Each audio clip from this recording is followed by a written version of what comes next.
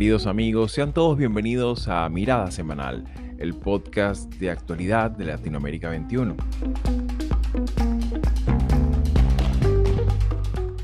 Como todos los domingos, analizaremos las principales noticias de la semana con el respaldo intelectual de Marisabel Puertarriera y Manuel Alcántara Sáez.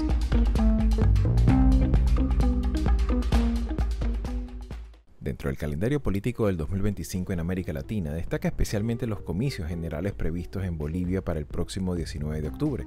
Un panorama electoral en el que 7.3 millones de votantes están convocados a elegir al próximo presidente y vicepresidente, así como también representantes parlamentarios tanto en el Senado como en la Cámara de Diputados. Todo lo cual ocurre en un contexto de fuertes tensiones internas, tanto en el partido oficial Movimiento del Socialismo, como en la oposición política. La reciente impugnación del cuarto intento de candidatura de Evo Morales, quien ha perdido el control sobre el MAS, ha supuesto una escalada en la ya histórica pugnacidad con el presidente Luis Arce. Y es que tras casi 3 décadas de liderazgo a través del MAS, por un fallo del Tribunal Supremo Electoral se reconoce a Grover García como presidente del partido, dirigente cercano al gobierno y al presidente Arce. Pero además del fallo contra el expresidente, existen otros procesos judiciales en desarrollo que tendrán un efecto determinante en la oferta electoral y de la que se desconocen aún sus alcances. Para conocer la actualidad política boliviana nos acompañó en este episodio Fran Flores, politólogo, profesor e investigador en la Universidad San Francisco Xavier en Sucre, Bolivia, articulista de Latinoamérica 21 y doctor en Ciencias Sociales con mención en Estudios Políticos por Flaxo Ecuador. Con su respaldo intelectual haremos un repaso integral del panorama electoral en Bolivia y las perspectivas socioeconómicas en las que esta dinámica se inscribe para este 2025. Soy Isabel Rodríguez Franco, les hablo desde Sunrise, Florida, y es 1 de junio de 2025. Y bien amigos, sean todos una vez más bienvenidos a Mirada Semanal. Y para esta semana decidimos retornar a un país que teníamos ya cierto tiempo sin examinar, que es el caso de Bolivia. Hicimos varios programas sobre su dinámica política y social ya el año pasado, y este año no habíamos vuelto a este sistema político tan particular, y en este caso para ello, para poder examinar un poco su actualidad, su circunstancia especialmente electoral que precisamente está prevista para agosto de este año, decidimos contar con la participación de Fran Flores, que nos acompaña del otro lado de la línea telemática. Así que bueno, nos gustaría, Franz, tu palabra de arranque, tu pantallazo inicial de qué elementos, con qué elementos políticos, sociales y sobre todo económicos nos encontramos ahorita en el contexto preelectoral boliviano. Adelante y bienvenido a Mirada Semanal. Muy buenos días, pues muchas gracias por la invitación. Un gran saludo a Manuel, a María y a ti, Javier. Y sí, evidentemente hoy Bolivia pasa por una compleja crisis, que es por una parte una crisis económica causada en lo fundamental por la carencia de dólares, ¿no? En el mercado cambiario, digamos, y por una crisis política, o más bien llamaríamos un momento de reconfiguración política que ha encontrado al partido de oposición más atomizado que nunca, ¿no? Y al partido oficialista también atomizado, ¿no? Entonces, está habiendo es un momento, digamos, bueno, que suponemos va a haber una dispersión del voto, pero hay una fragmentación política muy fuerte, ¿no? Cosa que es absolutamente novedosa, y dentro de todo esto una gran influencia todavía de Evo Morales, que si bien está anulado de postular a elecciones, sus decisiones, sus opiniones cuentan y mucho en Bolivia. Entonces, para nada estamos atravesando un problema, estamos en este momento, digamos, en un momento que uno diría el año pasado era igual que este, no, para nada, hay novedades, y los bolivianos estamos esperando que todo este proceso de reconfiguración termine de cristalizar el 17 de agosto de este año, que es cuando se realizan los comicios presidenciales, y ahí cada fuerza sabrá pues qué porción del poder le toca, y a partir de esa su verificación, digamos, de su cuota de poder, entablará negociaciones entre opositores, entre oposición y oficialismo, etcétera, ¿no? Pero la situación ahora es compleja si además a eso le añades que hay una judicialización del proceso electoral. Es decir, todos los partidos políticos, que son 10 los que se han presentado a estos comicios, salvo el MAS, que es del oficialismo, todos los partidos políticos hoy están bajo juicio, es decir, pueden no participar en agosto en las elecciones.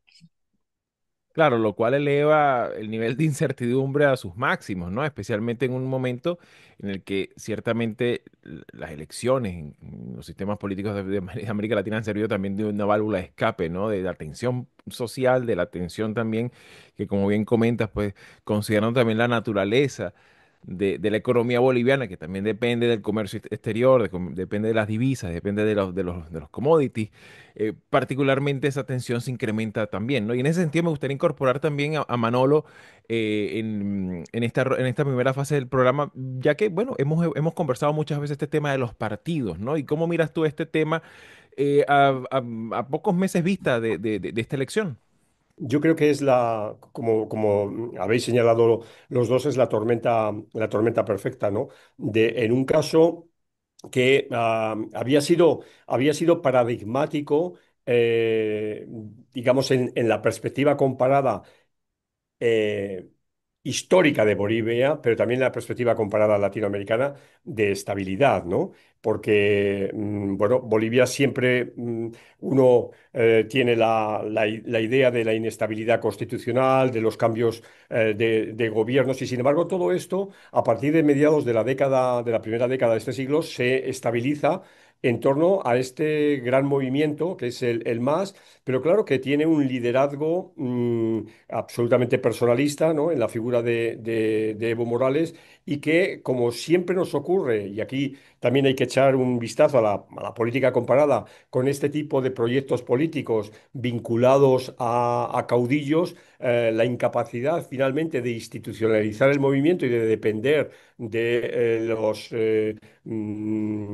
las iras o de las pasiones del líder del turno, echan al traste el proyecto, repito, en términos políticos. Pero claro, a ello se sume lo que acabáis de señalar también, ¿no? La crisis, la profunda crisis económica que vive el país, todo lo contrario de lo que pasó hace 20 años, ¿no? Hace 20 años, entre aproximadamente el año 2005 y 2015, Bolivia vivió en la abundancia, ¿no? Y claro, gestionar la abundancia, políticamente hablando, es muy fácil. Ahora vienen muy turbias las aguas, ¿no? Entonces, yo tengo sobre todo una pregunta, ¿no? Para Franz, ¿no? Que él como testigo de lo que está viendo, ¿no? Y es precisamente lo que ocurre dentro del movimiento al socialismo, ¿no? ¿Cuáles son las claves, en tu opinión, ¿no? Que se dan en esta pugna interna por el poder, pero también en esta descomposición de las bases, ¿no? Y la apuesta por opciones distintas, ¿no? Digamos, esa es mi principal inquietud. A ver, sí, evidentemente, Manuel, bueno, primero un gran saludo a ti. Es el desafío teórico, creo, de pensar cómo un liderazgo populista fuerte puede hacer un cambio de liderazgo de manera ordenada.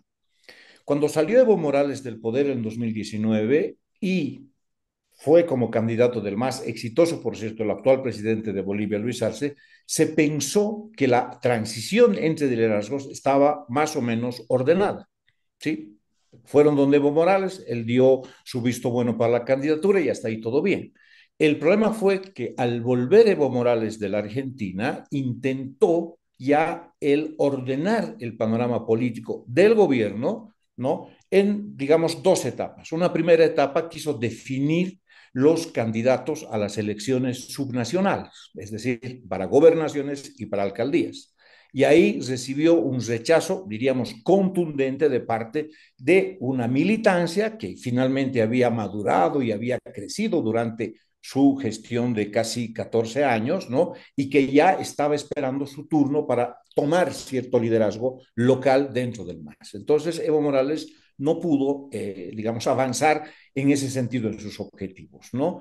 Y el caso más paradigmático de esto es la actual alcaldesa de esta zona muy populosa hoy por hoy, que es la ciudad del Alto de La Paz, Eva Copa, que finalmente al encontrar que Evo Morales se oponía a su candidatura, optó por ir por otro partido y ganar, pero abrumadoramente, ¿no? Ese es el gran problema, ¿no? No ha habido entonces este liderazgo que persiste en querer dominar el MAS, ha encontrado serios problemas porque ya después de querer dominar el panorama subnacional, quiso también hacer que Luis Arce le haga caso, digamos, en los objetivos de Evo Morales, que eran básicamente dos: sacar a Iván Lima del Ministerio de Justicia y sacar al actual candidato Eduardo del Castillo, que va por el MAS, como ministro de gobierno.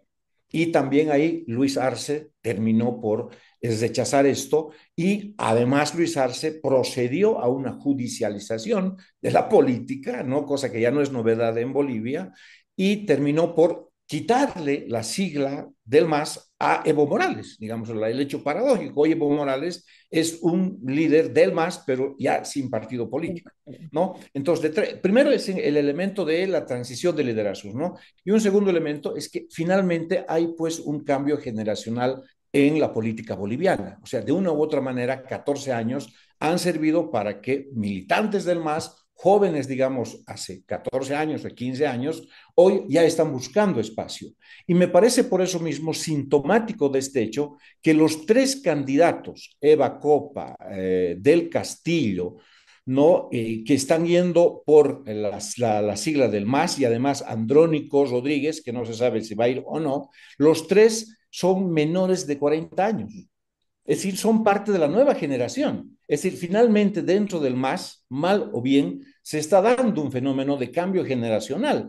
Puede ser que estos candidatos no sean exitosos electoralmente o políticamente, hay mucho problema también de experiencia política, pero algo está diciendo de la política boliviana respecto al cambio generacional, De cosa, y acuerdo. con esto termino, que no ocurre en las filas opositoras, que estamos apostando por los mismos candidatos que ya fueron, digamos, no votados en el régimen anterior al de Evo Morales, como Claro. Tuto Quiroga, como Samuel Doria Medina y otros candidatos que por ahí quieren, digamos, sobrevivir a, digamos, la presencia de Evo Morales, pero ahora están pensando que es el momento en el cual pueden emerger en la política boliviana de manera exitosa, ¿no? Es interesantísimo eso del cambio generacional. Sí, Sí, sí, claro. muy bien, gracias. Y en ese sentido también me gustaría incorporar también en la conversación a Marisabel, porque comentabas algo interesante, Francis, no quisiera condicionar la pregunta de Marisabel, pero comentabas algo interesante sobre Doria Medina y sobre el Tuto Quiroga y esa dificultad generacional de recambio también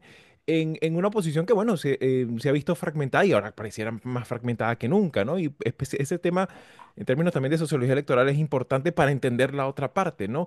¿Qué pasa con las oposiciones? ¿Cuál pareciera que ser esos elementos que están allí trancando la puerta, ¿no? De ese recambio, no tan solo generacional, sino también de discurso, de propuesta, de un esquema también socialista una perspectiva de entender el Estado, de entender este esquema redistributivo que ya también está mostrando también deficiencias en otros países de América Latina. Claro, el tema en Bolivia respecto a la oposición es bien paradójico, ¿no? Porque son candidatos que cuando lleguen a la presidencia, si es que llegan, habrán pasado los 70 años de edad, ¿no? En unos casos más que en otros. Es decir, estamos hablando ya de viejos políticos. Pero cuando uno ve el padrón electoral, se da cuenta que más de la mitad de los electores en Bolivia son jóvenes. Es decir, jóvenes eligiendo a candidatos viejos, digamos, ¿no? Entonces, ese es un problema gravísimo que hoy está pasando en Bolivia. Hay una desintonía, digamos, en cómo está compuesta la población, no sé, y cómo está compuesta la oferta electoral que viene Claro. desde la oposición, insisto, ¿no? Ahora, la oposición siempre articuló su discurso en torno a atacar a Evo Morales. Es decir, es una suerte de espejo donde la oposición construía su discurso al oponerse a Evo Morales. Entonces, Morales era la expresión de la corrupción, Morales era la expresión del patrimonialismo, Morales era la posibilidad de que Bolivia se venezolanice, digamos. Bueno, ahora, Evo Morales se retira de la papeleta electoral, ya no es un opositor claro, ya no va a estar en la papeleta electoral, esto está claro, ¿no? No va a estar en la papeleta electoral. Entonces, como que la oposición perdió discurso, ¿no? No sabe cómo construir su discurso al haberse, digamos, extinguido su opositor clásico. ¿Qué ha hecho la oposición ante esto? Se ha vuelto una oposición tecnocrática, ¿no? Y una oposición, digamos, marquetera. ¿no? Entonces, lo que hace los opositores es ahora plantear como que 100 días para solucionar la crisis económica. Sus candidatos tienen un perfil de haber trabajado en el Banco Mundial, en organismos internacionales, de ser capaces de solucionar la crisis económica, ¿no? Y están leyendo de que lo que necesita Bolivia es esto, ¿no? Hay incluso el caso extremo de que hay varios candidatos que han ido a la Universidad de Harvard a discutir cómo solucionar los temas de Bolivia, ¿no? Este es un dato sintomático Claro. porque es como el esfuerzo de la oposición de decir, bueno, nos tocó el turno para que nosotros con nuestros conocimientos logremos salvar Bolivia, ¿no? Y por otro lado, hay una búsqueda de conocidos, digamos, personas o intelectuales del marketing político que están asesorando ahora. A mí se me hace que es como una especie de intentar el estilo Milei, digamos, a Bolivia o la posibilidad de Noboa, digamos, ¿no? Que va con un perfil Claro. tecnocrático de soluciones técnicas para el país. Entonces, esa es la situación de la oposición y digo, con esto termino, en las elecciones de 2020, dos partidos, Comunidad Ciudadana y Creemos, lograron representación parlamentaria. Hoy esos partidos ya no están como candidatos, Claro. ninguno de sus candidatos está como tal, y de dos partidos que están que participaron, hoy hemos pasado a 7 partidos compitiendo en elecciones, ¿no? Entonces, claro, esto está marcando la fragmentación muy fuerte también en el espacio opositor. Claro, creo que esto ayuda precisamente a comprender esta complejidad, ¿no? Particular que también tiene el caso boliviano. Y bueno, me gustaría incorporar también a Marisabel. ¿Cómo miras tú también esta dinámica? Pues bueno, como hemos hecho en Mirada Semanal regularmente, pues cada vez que hay elecciones, siempre es importante examinar, dar ese pantallazo, esa panorámica de las distintas fuerzas que componen la vida política, en este caso de Bolivia. Adelante. Gracias, Xavi. Bueno, bienvenido, Franz. De verdad que es un gusto poder tenerte en el podcast. Hay algo que a mí me suena, que es la historia parte de la historia política de América Latina, y es, por una parte, un oficialismo que aspira a eternizarse en el poder y utiliza todos los mecanismos institucionales, y si no le funciona, los prácticamente los pulveriza y construye una nueva institucionalidad que le permite alcanzar ese objetivo. Pero en paralelo también las oposiciones democráticas en América Latina, en algunos casos muy puntuales, han sido víctimas no solamente de el poder abusivo de quienes están ejerciendo de quienes tienen el control del Ejecutivo, sino que justamente el tema de la edad es algo que a nosotros nos suena mucho por estos lados, ¿no? Es la falta de conexión con quienes se supone que deben representar. Pero es que además de la fragmentación partidista, hablabas de, creo que 10 organizaciones partidistas están siendo judicializadas, pero eso también nos habla de una debilidad desde el punto de vista de las oposiciones o de la oposición democrática en el caso concreto de América Latina, y es que no hay se hace difícil la unidad porque hay una diversidad de opciones políticas. Entonces, si a eso se le une el que no haya renovación del liderazgo político, eso hace que sea mucho más difícil conquistar al electorado. Y si a eso se le suma que hay limitaciones institucionales por el abuso de ese poder que tienen, entonces, ¿qué queda, por una parte, para la oposición política en el marco de una democracia que puede ser una democracia debilitada, puede ser una democracia erosionada, con muchas amenazas, pero si sigue habiendo la posibilidad de una elección, quiere decir que se necesita de una propuesta o oferta electoral que sea atractiva, ¿no? Lo de que se respeten los resultados electorales es otra cosa, ¿no? Pero si a eso se le añade que el propio oficialismo tiene fracturas, divisiones, y está pasando por un momento será reacomodo del liderazgo político, y entonces, ¿cuáles pueden ser es decir, cuál es, cuál puede ser la estrategia de la oposición en este caso? Y de qué manera se puede combatir a un oficialismo que, a pesar de esas fracturas o las fisuras internas, puede que tenga más posibilidades justamente por las debilidades de la oposición, ¿no? Es un panorama difícil, porque ambos pueden estar debilitados, pero quien está en el poder tiene muchas más posibilidades de utilizar el sistema en su favor. Bueno, lo primero que sea un gran saludo, María. Sí, es verdad, o sea, la estrategia que ha aplicado la oposición ha sido la clásica, digamos, en aquellos países donde se ha instalado el giro a la izquierda, ¿no?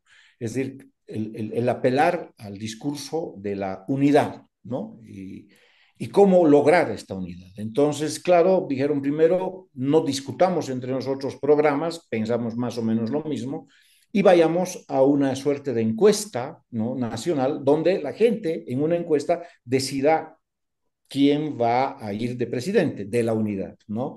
Sin embargo, hacer una encuesta es pues muy complicado, ¿no? Depende qué empresa sea, depende de los encuestadores, depende de las preguntas, etcétera, y toda esa opción se fue al tacho.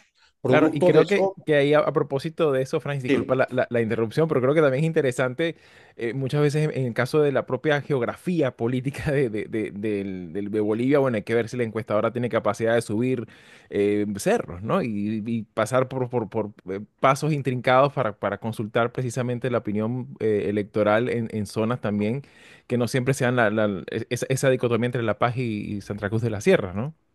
exacto, ¿no? Las encuestas, en primer lugar, me parece, porque nunca hemos echado la ficha técnica, lo que se llama la vitrina metodológica de las encuestas, se las hacían por WhatsApp, es decir, por Internet, ¿no? Entonces, claro, uno puede decir por Internet va a llegar a las zonas urbanas, Sí, pero ¿cómo llegas a las zonas rurales o zonas sí. alejadas donde el MAS tiene fuerte presencia? Entonces, se cayó esta opción y la oposición terminó por atomizarse nuevamente, no solamente en dos fuerzas, como ocurrió el 2020, sino en muchas más fuerzas, que son como 7 fuerzas, si exceptuamos las 3 que vienen del tronco del MAS. Ahora, uno puede pensar de que la oposición es absolutamente homogénea, ¿no? ¿No? Pero cuando uno va, digamos, al discurso de sus líderes y un poco a lo que proponen para el país, puede haber diferencias. Por ejemplo, el candidato Doria Medina yo le colocaría como que es de centro derecha, ¿no? De hecho, en este año ha logrado, digamos, cosechar como aliados a ex personajes del ya extinto movimiento de la izquierda revolucionaria, ¿no? Que habían estado en ese gobierno, pero están con Samuel Doria Medina, ¿no? Y Samuel Doria Medina además es miembro de la socialdemocracia mundial, creo, ¿no? Entonces es parte de él. Entonces, y el tronco donde viene es el mismo MIR, entonces eso, ¿no? Tuto Quiroga estaría alineado un poco más a la derecha, digamos, él sostiene que hay que volver a establecer los lazos con el Fondo Monetario Internacional, con el Banco Mundial, hay que volver a negociar eso. Esto era, digamos, una anatema hablar dentro del gobierno del MAS, y han surgido de manera interesante, y no sabemos hasta qué punto van a tener arraigo electoral, versiones de liberales, ¿no? Donde apuestan por la privatización de todo, ¿no? De la educación, de la salud, apostar por el libre mercado. Esto también no había antes, ¿no? Entonces uno puede decir la oposición es homogénea, debería de unirse, pero más allá, habría que leer esto más allá de los intereses personales de los líderes, que sí existen por ser candidatos presidenciales, que ha sido una cosa determinante, pero también uno puede pensar que entre ellos existe algún tipo de diferencia ideológica. Es decir, los que votarían por Samuel Doria Medina del centro derecha, no lo harían necesariamente por Tuto Quiroga. Quizás buscarían un candidato más proclive al MAS. Y probablemente los decepcionados del MAS, actual ante su división, ante esta crisis económica que han probado, no votarían necesariamente por un candidato de extrema derecha, sino más bien buscarían un candidato del centro político, una cosa así, que no sea radicalmente liberal, si tú quieres, ¿no? Entonces, estamos en eso, habría que ver estos también rasgos de la oposición. Claro, y en ese sentido, pues por supuesto todos estos matices juegan un papel importantísimo, habida cuenta que, bueno, es una elección que muy probablemente pueda irse a segunda vuelta y todas estas combinatorias juegan un papel importante a la hora de consolidar una oferta electoral, una fórmula de cara a esa segunda vuelta, ¿no? Sin embargo, me gustaría un poco una apreciación, Franz, aprovechando también la invitación a los escuchas, vamos a colocar aquí el enlace de todos los artículos que ha escrito Franz en Latinoamérica 21 que han servido en buena medida de entender un poco a veces el panorama político boliviano, pero me gustaría un poco en especial este aspecto también lo que tiene que ver con, mencionabas los elementos de carácter económico, la falta de dólares, el tema también la dependencia digamos, de los vaivenes también del precio de los combustibles. A nivel de los mercados internacionales y particularmente la gestión pública de la economía. ¿Cómo evalúas tú esto como un elemento que pudiera ser de mucho peso a la hora de tomar esa decisión de cara al próximo mes de agosto? Claro, sin duda que hoy, y esto hablaba algo Manuel, no, Bolivia está pasando por una crisis económica y sorprende, o sea, estamos en un momento de tensión, pero no estamos en un momento de eclosión social. O sea, todos los rasgos para una tormenta perfecta económica están dados, ¿no? Es decir, tú si tenías ahorros en dólares en el banco no te devuelve los dólares, te devuelve al tipo de cambio oficial, que sería la mitad de lo que se cotiza en el mercado paralelo.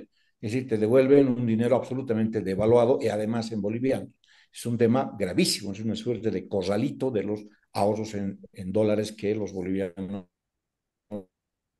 han hecho a lo largo de estos años, ¿no? Por otro lado, existe una carestía de combustible, ¿no? Y esto es realmente algo dramático en Bolivia porque lo que haces, vas donde los surtidores y hay cuadras y cuadras de autos que cargan gasolina y de camiones y de buses que están esperando por cargar diésel, ¿no? Y eso está inquietando a la población. Y lo peor de todo esto es que, producto justamente de la carencia de dólares y de que muchos productos en Bolivia se hacen con insumos importados, los precios de la canasta familiar casi yo diría han crecido en un 50, si no es que un 100%. Entonces, esta es una tormenta perfecta como para generar una eclosión social. Y yo creo que en el fondo Evo Morales está apostando también a eso, porque él no solo, en este momento está en La Paz con todas sus fuerzas, digamos, sociales, su respaldo social, pidiendo la renuncia de Arce.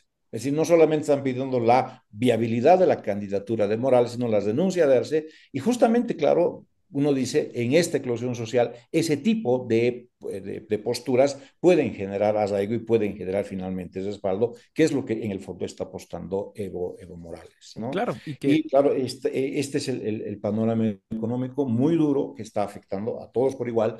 La capacidad adquisitiva del boliviano y de tu salario, digamos, ha disminuido drásticamente. Y yo lo que creo es que finalmente la gente está esperando lo que ocurrirá en agosto.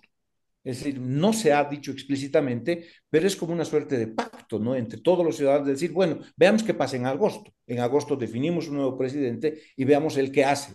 Porque del actual presidente probablemente ya no podemos esperar mucho, porque entre otras cosas que Luis Arce poco se comunica con la población, en ese sentido es un populista medio raro, habla muy poco, discursea muy poco, no comunica a la población su gestión, ¿no?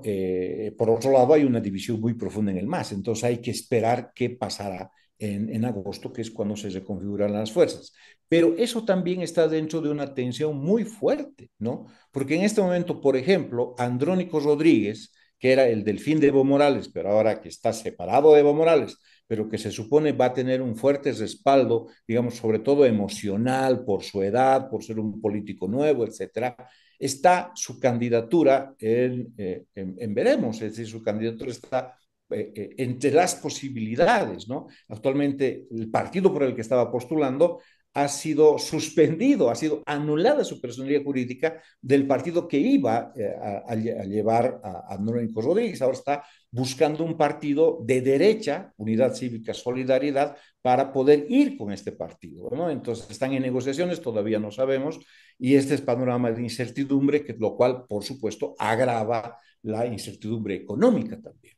Claro, claro. Y ahora, de cara a los últimos minutos del programa, y gracias, Franz, por tu participación, me gustaría A también ustedes. aprovechar como una última ronda de participaciones de Manolo, sobre todo también poner el énfasis allí, y hablamos hace poco del tema también de la geografía electoral, ¿no? Un poco esta tradicional tendencia que ha tenido histórica Bolivia. Me gustaría un poco, si pudiera Manolo también ilustrar sobre este tema, ¿no? Quizás sea algo que también sea patente y hay que tenerlo en el radar para esta elección de 2025. Adelante, Sí, Manolo. pero fíjate, yo, Xavi, más que intervenir, quiero seguir preguntándole a Franz, porque es un lujo tenerle aquí.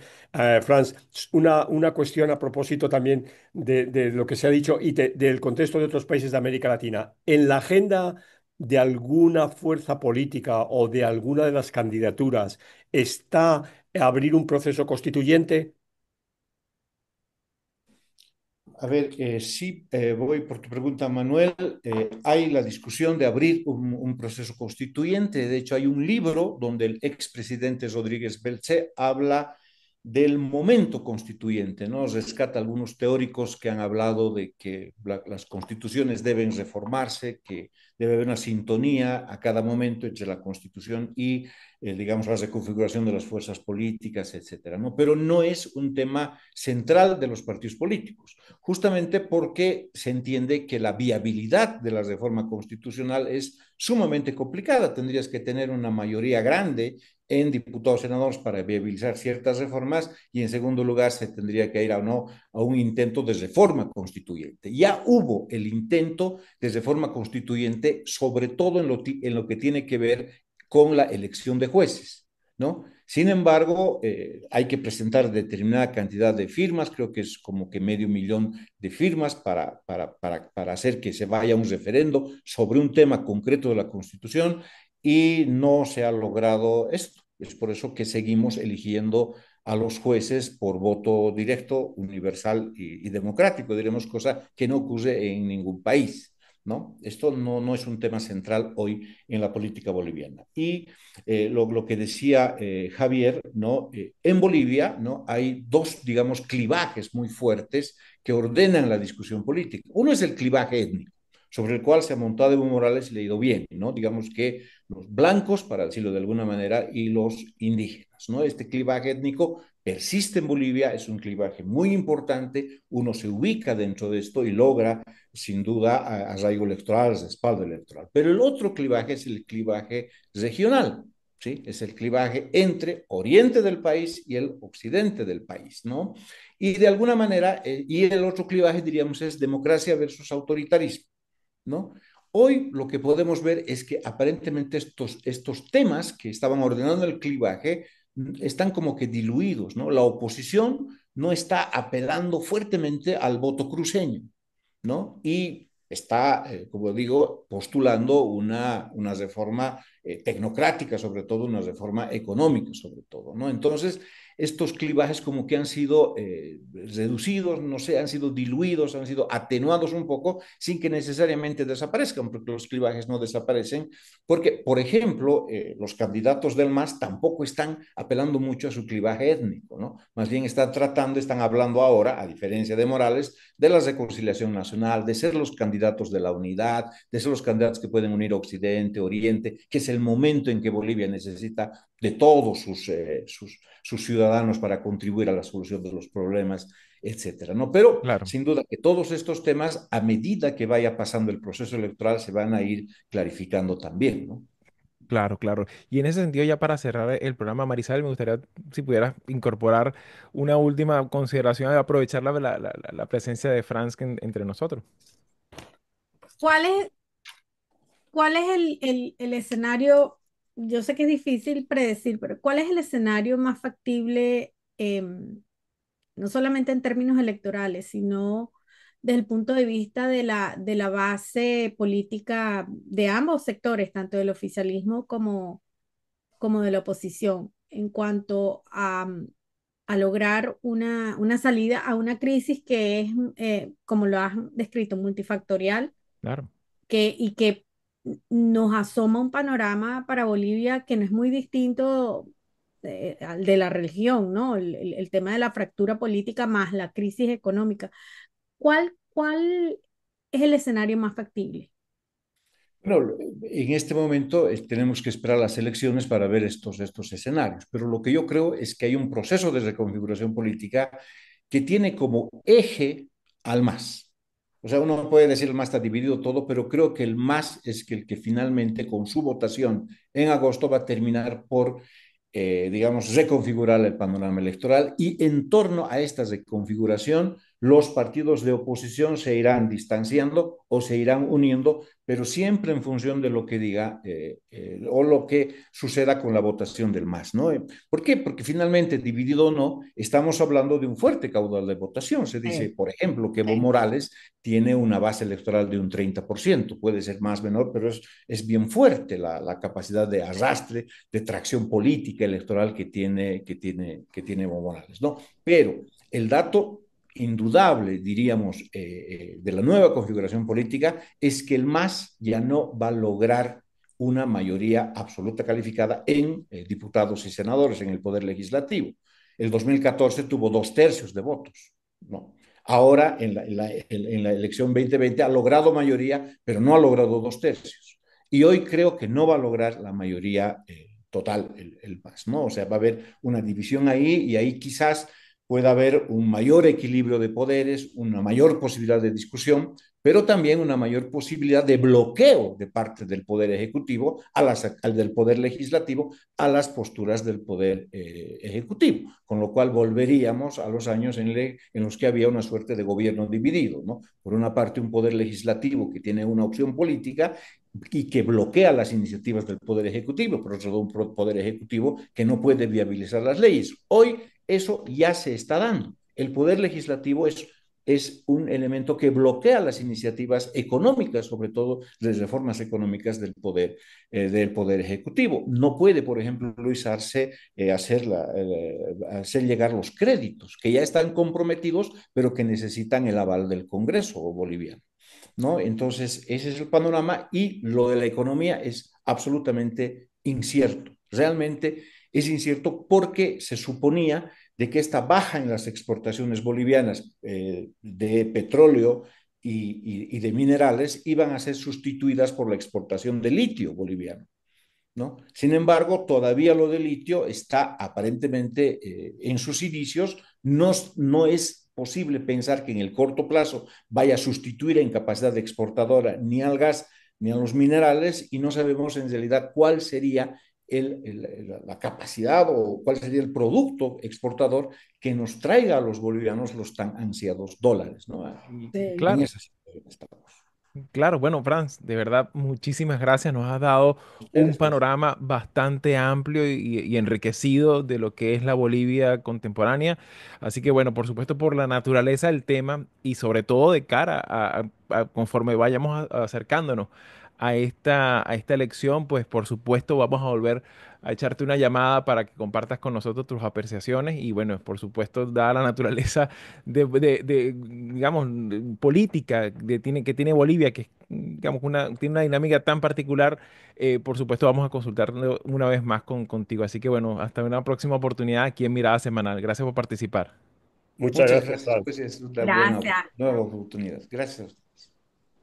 Si llegaste hasta aquí y te interesan estos temas, puedes ayudarnos a seguir haciendo estos vídeos dándole like, compartiendo, comentando y suscribiéndote al canal de YouTube de Latinoamérica 21.